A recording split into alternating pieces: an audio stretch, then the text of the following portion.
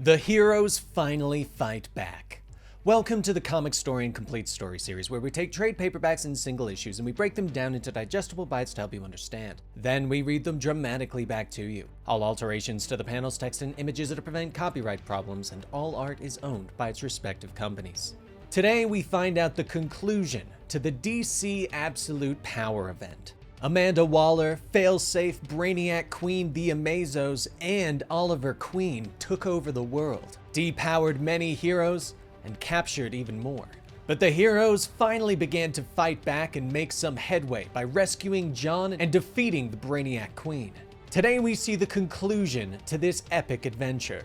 Extra information from some of the tie-ins we found to be important, so we included synopses for Absolute Power Super Sons number 1 and Wonder Woman number 13, before diving into Absolute Power number 4.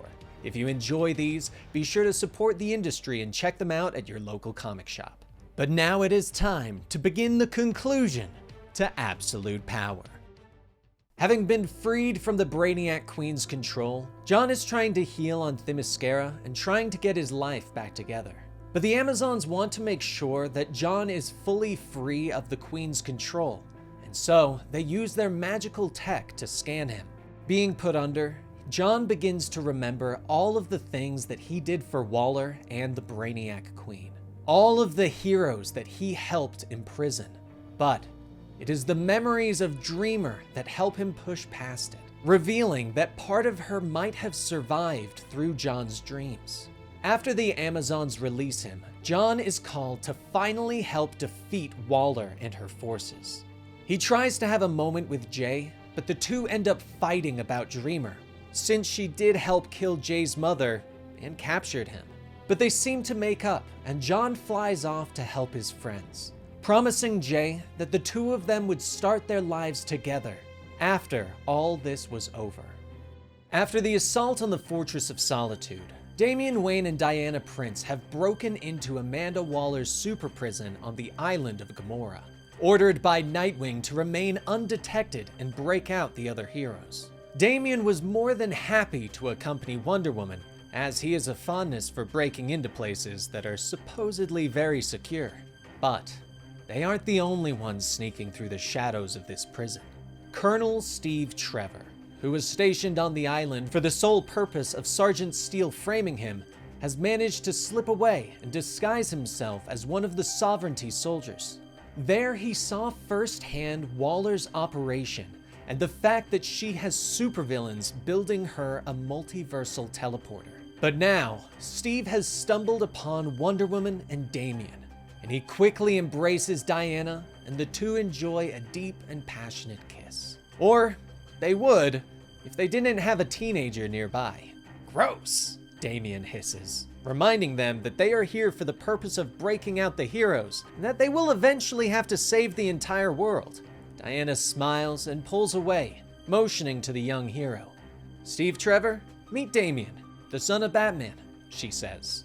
Damian turns away and sighs, reminding her about his secret identity. The trio manages to make their way through the facility, enjoying some witty banter while Damian comes up with a plan to break out the rest of the heroes. When they are above the command bunker for the prison, he tells the others that they need to jump down and take the bunker completely by surprise. When Damian doesn't hear a response, he turns back to see Diana and Steve making out again. Gross, Damian hisses a second time. The three of them leap down, crashing through the roof and quickly defeating the guards within. Damian develops a plan to have Wonder Woman act as a decoy, while Steve slips behind the guards and hits the button to unlock the prison cells. Meanwhile, Damian slips through the vents until he can get into the prison and gather the remaining heroes. Diana completes her task, standing before the guards to distract them. She draws her sword and ignores their guns. Diana won't back down. Even without her powers, she is a warrior born. But the guards raise their weapons, stating that Diana isn't Wonder Woman anymore. She's just a girl with a sword, they shout. The guards open fire, and Diana manages to deflect the bullets with her new armor, breaking her arms in the process. But luckily, the rest of the plan has worked, and Damian appears with the now freed heroes. Even without their powers, the guards stand no chance against the heroes, who quickly defeat them. Momentarily victorious, the heroes greet each other after a very rough series of events. Meanwhile, Damian uses a piece of chalk to activate a spell, allowing Zatanna to open a portal to the dark road for the heroes to escape through. As the last of the heroes escape the portal, Damian realizes that Diana and Steve aren't through. He turns around to see them making out once more. "Gross," he hisses for the third time. "Ahem. The world? The whole world? Saving it," Damian says, interrupting them and motioning to the portal in exasperation. Finally, all three leap through the portal, leaving the prison empty. Now, after the prison break, Green Arrow has pulled back the Sovereign forces to their headquarters at the island of Gamora, and the heroes gather on the Dark Road, preparing for their final assault. Wonder Woman looks around at the heroes. Most are still without powers, but all with a look of determination on their faces. "We have 2 targets to hit. Batman thinks he can neutralize the Amazos," Diana says. Damian steps up next to her.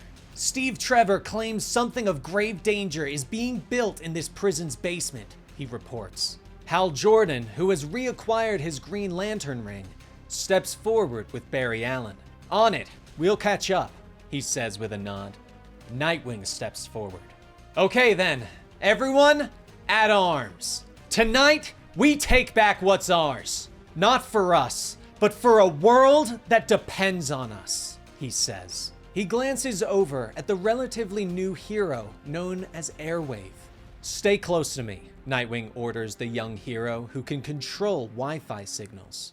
Finally, he looks at Batman. "Time to bring the thunder," he says. Batman nods and holds up the mother box he liberated from Waller. At the island base, the Sovereign soldiers ready themselves, weapons loaded. Suddenly, a massive boom echoes over the island as the portal opens, and hundreds of heroes rush through. Nightwing out front, leading the charge. "Go, go, go!" he bellows. Sergeant Steele stands with his troops and smiles, ordering them to open fire with the weapons they had taken from the Hall of Justice. But the weapons suddenly backfire, sending energy coursing through their users and knocking out hundreds of troops in mere moments. Inside her command center, Waller watches this on her monitors in shock. "What the hell? Arrow, what happened to their weapons?" She snaps and whirls around, but finds that Ollie has disappeared. Meanwhile, down in the basement of the Supermax prison, Flash is trying desperately to shut down the multiversal gateway that Waller has opened. But he fights against evil speedsters from across the multiverse. Save some fun for the others. He can be the first victim of Waller's multiversal army, Johnny Quick says as he taps a button and activates the gateway. Up above, the battle continues to rage on, with the depowered heroes rushing forward, fighting against the soldiers. Nightwing shouts for John, who quickly picks him up. "We don't have time to reach Waller en masse. Let's you and I find her and shut this down from the inside," Nightwing shouts. John nods his head. "I'm still not at 100%, but I'm strong enough for that," he says as he flies forward. Aquaman rushes forward, leading a group of heroes against the soldiers. "Make way for Batman! Buy him some time! Nothing else matters now! Fight!" Arthur bellows. Soldiers open fire, but Diana is there, saving several heroes with her shield, shouting for them to continue forward. Meanwhile, in the basement, Flash is still trying to shut the machine down. The gateway is suddenly pierced, and villains begin to break through. "We number in the hundreds, and you are but one, dying alone and unmourned." Owlman laughs as he pushes through the gate. But Green Lantern is there, slamming a green wall in their way. "Barry Allen is never alone, pal. Not while I'm around," Hal snaps. But his wall begins to crack. "Gotta shut it down, buddy!"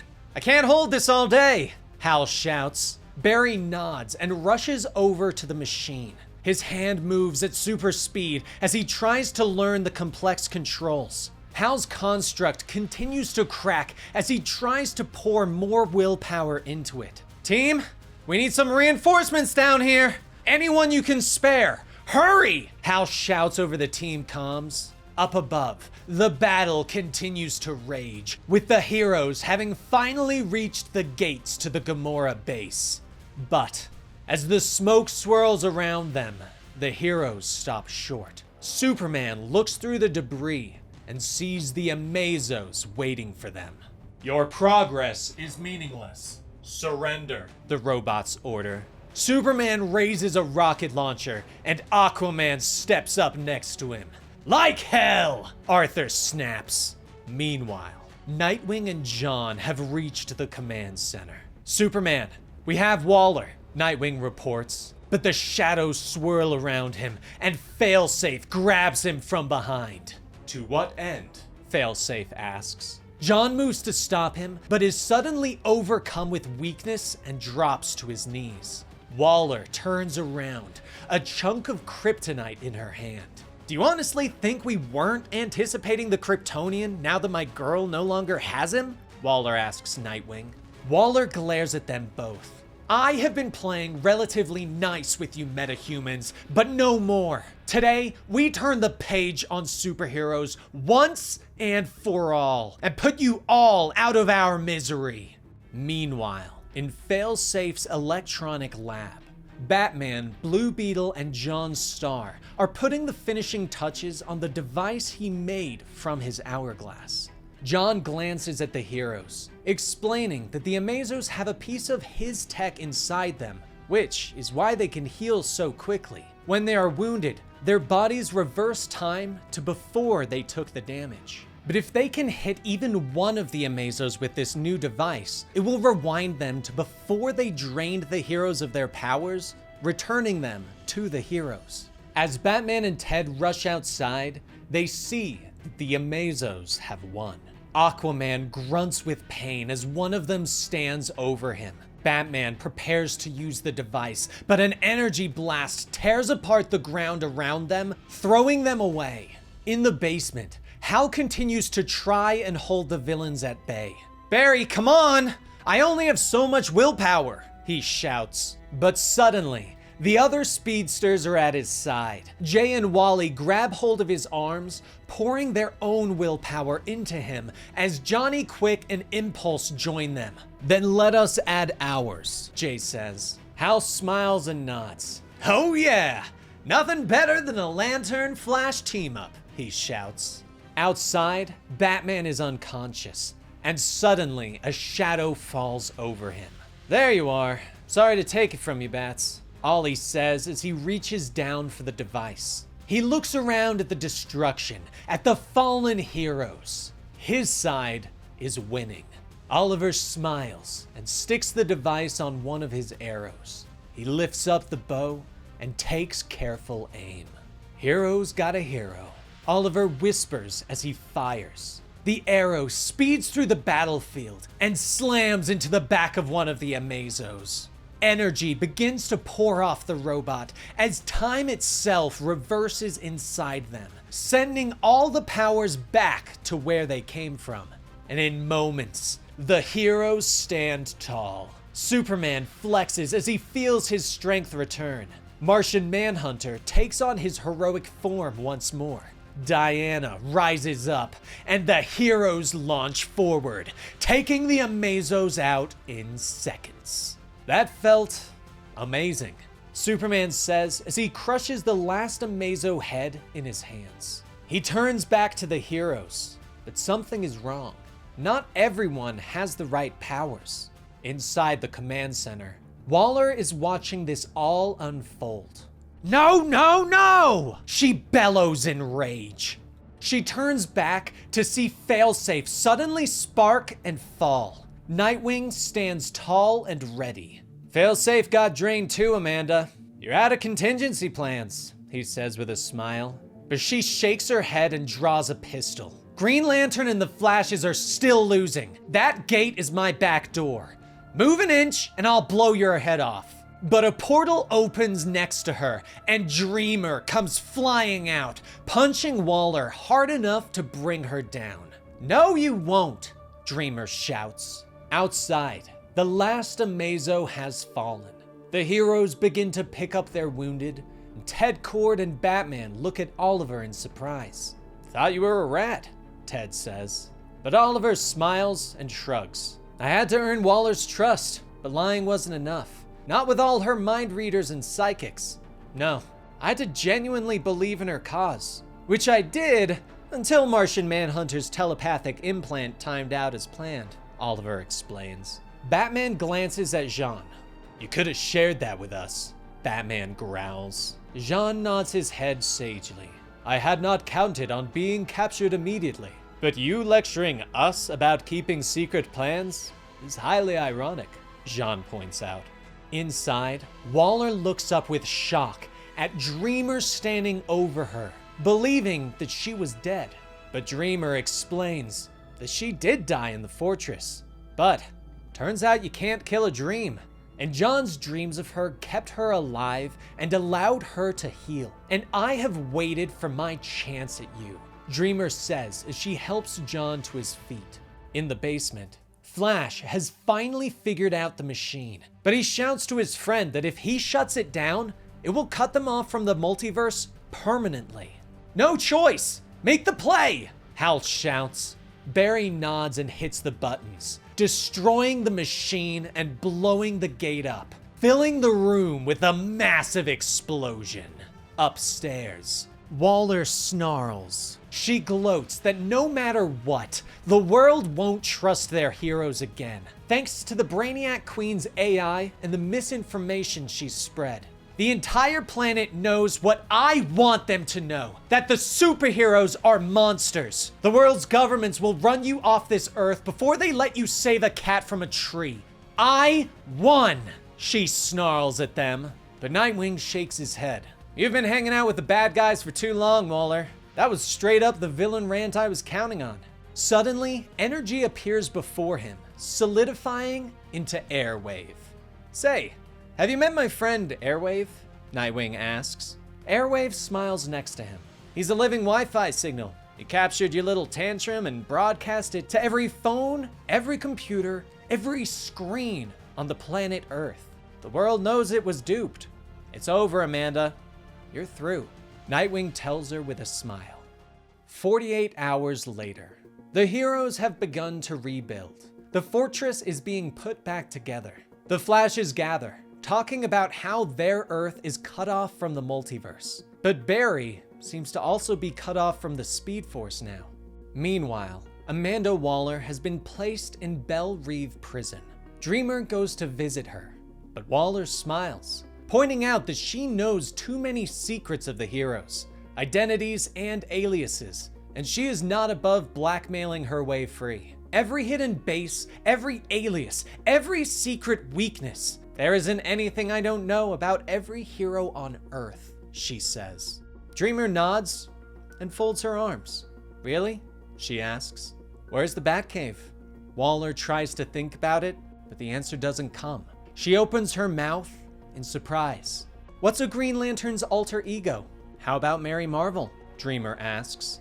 Waller's eyes widen as she tries to think, but the answers won't come. They seem just out of reach. Dreamer smiles. Thank you for helping me refine my powers, Amanda, Dreamer says, explaining that it's easy for her to go inside someone's dreams and lock away memories. And Waller begins to bang on the wall of her cell. You erased my mind, she yells. But Dreamer shakes her head and feigns innocence. Me? No. That would be unethical. You always complained about how squeaky clean we are. Superman and his friends would never approve. If they knew, Dreamer tells her. She turns away, explaining that the knowledge is simply locked away, just out of reach of Waller's recollection, so that it almost seems that she knows the answers. Dreamer leaves Waller there, raging at the world, trapped in her cell. Elsewhere, Green Arrow has called together Batman, Wonder Woman, and Superman at the original Justice League headquarters. The Trinity still aren't happy with Oliver for what he did, even though it's been explained why, pointing out that some heroes were severely wounded, while others still haven't regained their powers, and others got random powers. Oliver nods his head, pointing out that none of that is wrong. Errors were made, not just by me, but by all of us. I had to go solo because we're not a team anymore, Oliver says, pointing out that it was wrong of them to disband the Justice League after the Dark Crisis event. Had we all been in constant communication like the old days, this wouldn't have happened, Oliver points out. He leans back in his chair. I can't believe I'm the one saying this, but the world needs a Justice League. Bigger than before. More coordinated, more proactive, he says with a sigh. Superman and Wonder Woman smile at each other. Oliver suddenly gets the feeling that he's not being let in on the joke. Batman steps forward and brings up a holo display. Ollie, we'd like to show you something, Batman says as the image appears. Oliver stands and looks over the display of the new Justice League watchtower that is already under construction. Whoa, he whispers. And that is the conclusion to the Absolute Power event. Most of the heroes have had their powers returned, though some are now either without their powers or with different ones. Waller has finally been locked up and no longer has access to all of her secrets. And the Justice League Unlimited is about to begin. I hope you enjoyed this story and this event, and I'd like to hear your opinions about it down below. As always, like and subscribe to the channel if you haven't already, as it helps us out a lot. Now I hope you have a good one. Rest in peace, Benny.